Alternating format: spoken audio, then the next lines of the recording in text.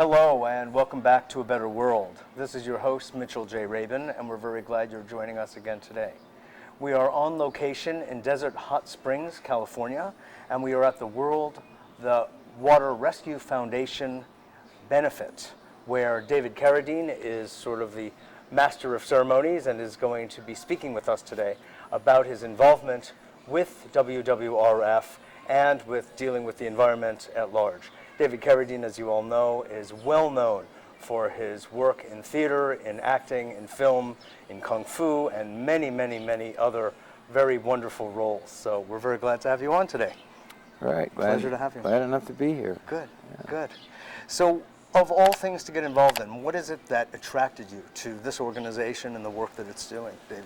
Well, it's not the first thing I've given my attention or my name to. Mm-hmm. And it just kind of evolved. I think I started out with the whales and went on to the coral reefs. And, You've been involved environmentalist for a long time. I have. Yeah. And I remember, God, this is a long time ago, I thought probably in the late 60s, where Thor Heyerdahl, who had this thing of proving that the currents in the ocean could cause the islands and a lot of different places to be populated, people going on rafts. And on one of his trips, he got out there in the middle of the ocean and he found a 12-mile wide patch of toothpaste tubes and Kleenex and those little cardboard cylinders that go inside of toilet paper. Yeah, and sure, the toilet plus rolls. all the stuff that's involved with that, all just floating. And he called up to the helicopters and said, "Forget it, I'm out of here." And I remember when I first heard this, this friend of mine came in and said, "We're doing it all wrong. We're doing it all wrong." And I went, "Nah," like everybody else, "Nah." And we can't be. Yeah, well, I remember reading when I was a kid. It was thought that there was no way that we could ever pollute the ocean. Because it was too big. It's just too big and too powerful. And it turns out that... Guess what? There are so many of us that, yes, we can, and particularly if we use our garbage disposals, to get rid of the stuff on our plates. Right. And sewage. And sewage. Yeah. Dumping it all in there. And an interesting thing is that detergents, which are responsible for a lot of the problem, right? It turns out that a detergent itself is not really dangerous to the environment. It's the foaming agent that they put in it. Mm-hmm. And a detergent does not require the foam in order to clean things. But they can't sell it unless it foams. Because they need the bubbles and the foam. People don't believe that it'll clean if it's not bubbling, so they put this, stuff that's poisonous to the environment just in order to sell it. Well, as with shampoo as well. I mean, it's the same kind of idea. Yeah, exactly. So, and that's pretty much when you think of let's see, we do, with 4 kids in the house, we're doing a couple of loads of laundry every day. And if we weren't using, that stuff that you get at Whole Foods, right, that's, kind to trees and little animals and stuff like that. Eco-friendly. And how many households are there that aren't doing that? Exactly. When you multiply it out, it becomes awesome. Yeah, it is awesome. There's half the world's population cannot get enough fresh water to live on that won't make them sick. Exactly. And I think it's 3 or 4 million children die every year just from not having good enough water. Exactly. And it's increasing. Yeah, well, that would be a good place to start, is to say, what can we do about that? Right. How can we, try to clean up the water? Exactly. And I know it can be done. The Thames, which flows right through London, 30 years ago, you couldn't catch a fish there, right? Because they couldn't live in it. Yep.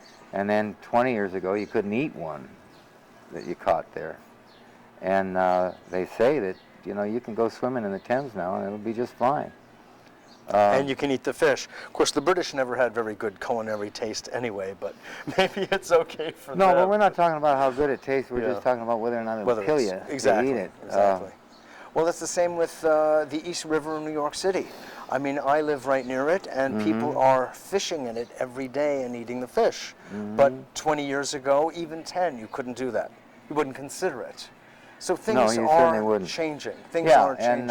And I can also remember some years back living in the hills of Los Angeles and looking out, and it was almost like you could see the dome forming. You know, it was the smog. Well, you know, the smog was one thing, but above the smog there was this strange color that's all chemicals. It's not the smoke thing, but it's just that that air is just full of what? You know, ammonia, wrong kind of nitrogen. Right. Carbon monoxide. Who knows? Yeah, and and you could see. And it wasn't a rainbow. No, and I tell you, it is remarkably better now. The reputation that Los Angeles has for being, you know, such a bad place is probably not. It's probably more true of New York City now than it is of Los Angeles. But then, you know, these huge places in the world that just that don't listen. Like, you know, Beijing is supposed to be the worst place on the planet. Buenos Aires is the most misnamed city I've ever heard of. Good air. Yeah. And I was in Beijing, and the other thing it is is very polluted. They wear masks. Yeah. The bicyclists I know. wear masks everywhere. Yeah, it's true. You know. And some days, you know, the smog alerts that we have in Los Angeles, it'll be on all the time. If Sure. and the other thing is, this is strange, I know, but there's this thing called the brown cloud that's going over most of Asia at this time. And it's not caused by automobiles, it's not caused by industry or anything else. It's caused by the burning of wood and cow dung and stuff like that. And actually burning wood is creating this huge, right? Because they're just not as advanced as we are, you know. Are they burning it for like home fuel kind of thing? Well, they're burning it for everything, you know. Cooking and industrial and everything else. And so you've seen changes take place for the good since you've been I involved, have. and Absolutely. have you seen in particular things that environmental activity that you've done change based, you think, on your involvement in it? Oh, for certain. Or other celebrities and actors get involved? I don't know, you know, I mean, I don't, you know, discuss their, you know, what they do in their bathroom, but... No, but I'm talking about publicly. But yeah, I mean, I've certainly changed my habits, you know, in the things that I put in my body and the things that, you know, what you do with your trash. Sure. I mean, you've got to be pretty unaware not to be recycling these days, particularly since the city of Los Angeles makes it so convenient for you to do so. And I don't think Los Angeles is the only place that's doing that. No, not at all. But like with the whales, for instance, you were involved with, as an example. Have you seen either legislation change or practices among the tuna industry change or things of the sort? Our problem, you know, is the nations that just simply refuse to be a part of it. You know, the Japan, government, for instance, Norway, which, you know, there's a lot of people in Norway who depend on that industry for their livelihood, and they're just not about to change, at least not at this time. You know, I was about to say something that just, I don't know, it knocked right out of my head. Well, I asked if you've seen things change, the things that you particularly have been involved in, that you've put your name to, that you've been the spokesperson for, like you're doing with World Water Rescue Foundation. Have you seen the changes happen? Because we do see changes are happening. And of course, it's like one step forward, maybe 1.5 back sometimes. But it does seem like people are becoming generally more aware and conscious of the environment. And what you and I, the assumptions you and I might make that are just common sense, like take care of the place you live, boy. You know, you live there, take good care of it, and if you expand that idea out to the size of the planet, you want to just take care of the planet. Yeah, otherwise the planet's not going to take care of us. Exactly. That's for sure. And our, Exactly. you know, our great grandchildren. Yeah. I mean, there might not be any such thing. It'd be great if we could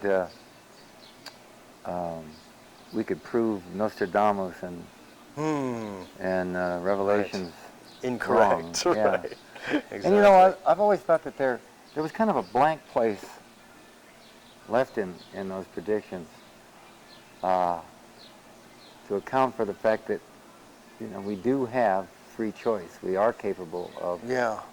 you know, just because somebody said it was going to happen. We're all, you know, predictions are always based on probabilities. Exactly. And it, you know, you could say that all the way back to when Revelations was written, that probability was that by about this time, you know, we would have ruined it all. And Exactly. It's all going to explode. Exactly. And we've gotten this far without changing the prediction very much at all. So we have to be in a hurry since we were laggards about it for 2,000 years. So long, exactly. Yeah. Now we have to, pardon the expression, step on the gas. You know, why is it that the film industry, David, I'd really like to hear what you have to say about this. It's so powerful. It reaches so deeply into people's lives. You know, here's this dark room, everybody's quiet for once, watching one screen. It seems like it could be such a powerful medium for getting some very important messages across, having to do with the environment, having to do with being humane, and things of this sort. Why is it that you think they've been so slow to really pick up the ball? That. You know, none of them are explain anything. But first place, the film industry.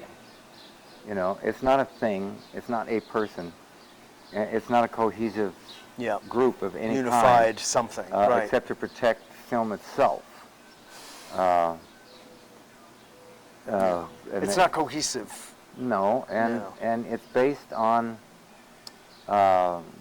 huge investment that's there for the purpose of making money, and also for the purpose of getting to make another movie. And the only way you can get to make another movie is if the one you just made gets seen by a lot of people, returns its investment, so that the investors, which are the banks all over the world, will want do to it put again. more money in and do it again. Yeah. So it really is not the industry that's in control, it's the audience that's in control.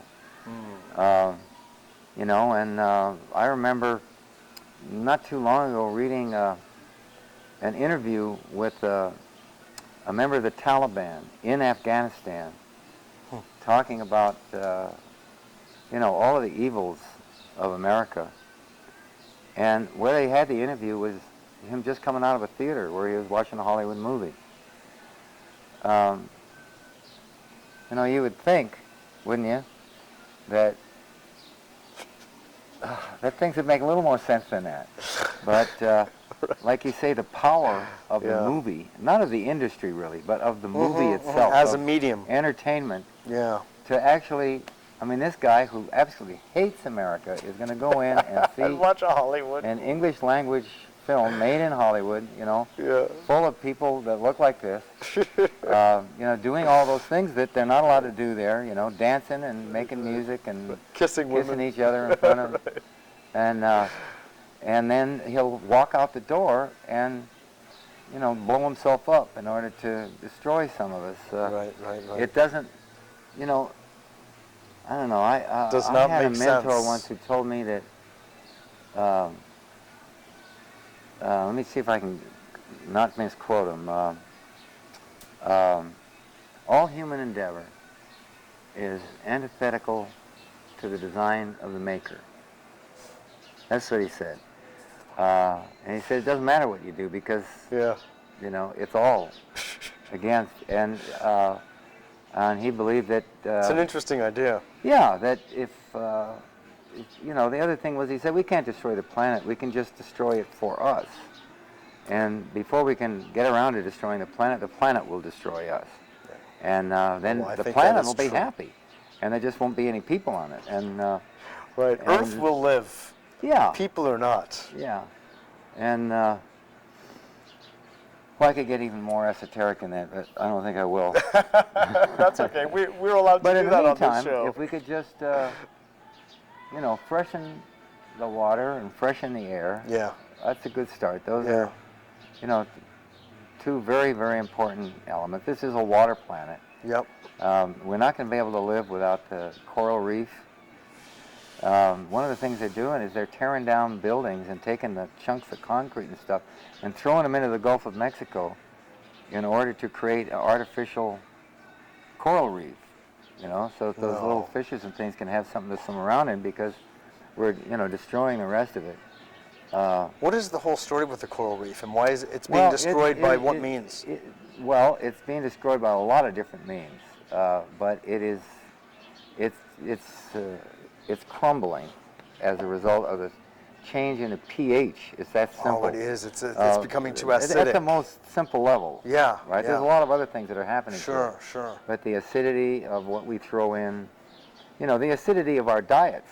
Yep. I remember one Sure. nutritionist telling me that if we just simply had an alkaline diet, Yep. we wouldn't have any problems at all. That we are a calcium-based organism, and our DNA is capable of curing everything, but it needs An alkaline environment. Yeah, in order to do that, and the way that we feed ourselves.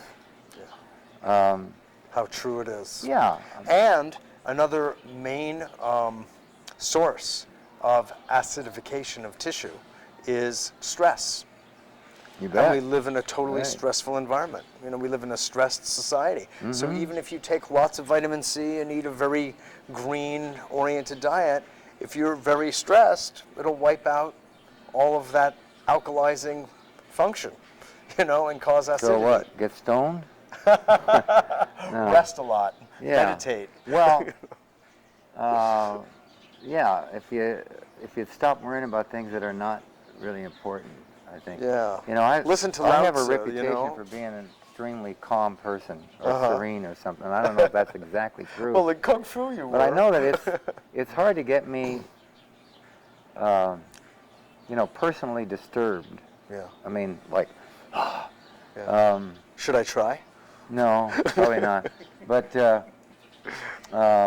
I think, inside, I got plenty of tension going someplace, because I don't think anybody in this Yeah. society that doesn't. Yep. But I know, I remember when I think I was about 12 or 13, and my dad sat me down and said, I want to tell you about money.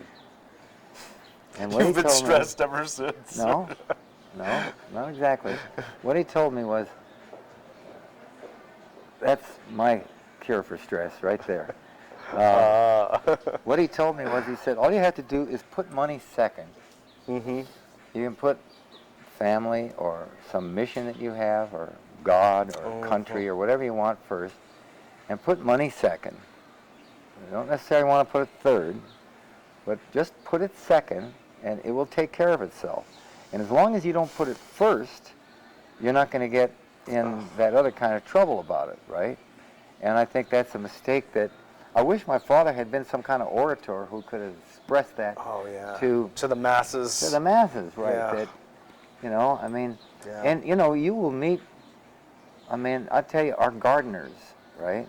I know this sounds kind of high-flown, but I don't know, they just seem like real happy guys. And I know they're not making a lot of money, and I don't think that the idea of being gardeners is the most money-making idea they could have. Right. But what they do is, aside from the damn blower, they really have a wonderful way to spend their days. Exactly. Surrounded by green plants, making things grow, and playing with soil. Yeah, and I remember there's a place called the Bodhi Tree, which is a bookstore in Los Angeles, and I was leafing among the aisles there, looking for something or other, and there was this guru guy sitting on the floor with a bunch of people surrounding him, and one of these kids started talking about how in Brazil they're tearing about all the trees and everything. Yeah. And he looked at this kid and he said, look, if you're worried about the trees, go out and plant some. He said, if you just went out and started planting trees, you could probably plant 1 million trees in your life. And don't talk to me about it. Just go do something about it. And I thought right then, yeah, you know, I mean, you could actually, you know, aside from what we're trying to do here, which is spread the word, Yeah. I think every individual could definitely think of something real simple that they could do, you know, every day or just maybe even just once in a while that would make some kind of a difference. And I can do totally this forever. You know? But you might come up with a few good ideas, though, too, you know? It's conceivable. No, but it's really Right. true. It's got to be an action-oriented solution, you know? There really are solutions. It requires doing. The thing is that you come up against things like legislation and rules and ordinances and regulations and things like that that can slow down your activity because you get trapped in the binds of Well, the yeah, political but process. from your individual acts, I think, you know, you can pretty much get around all of that, you know? Yeah. Well, planting trees is one that there's no legislation against, that I know of. No, I You know. don't think so. Do you know Jake Swamp by any chance? I showed you that No, what interview a I terrible did. name. I never thought of it that way. Yeah. He's a Native American elder, Ah, very okay. beautiful man, and he Right. has a tree planting organization, and he goes around the world planting trees. And I don't know if it's 1 million, but he's planted trees. He's done exactly the kind of thing that you're talking about. He's taken the whole idea of planting a tree and let it being a symbol of growth and of the environment. Well, you know, you think about it, Be spread. if our legislators and all that, you know, like, what about taking all those convicts and having them plant trees instead of make license plates? Can you You imagine? know, we really don't need any more cars. Exactly. Let Oh, them that plant is trees. beautiful. That is the award that you're giving out. That's Really? Marius. That is Iris. We're in the middle of the the, Greek god of the rainbow.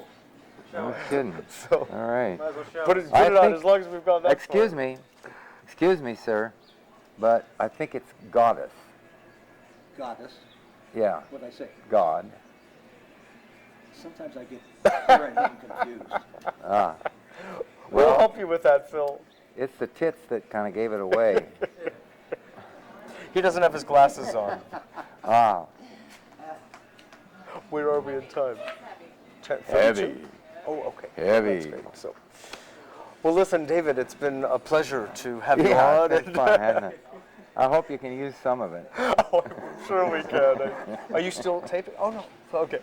Yeah. Thanks so much. All right. And let's unmic Right. you properly, huh? At this point, I think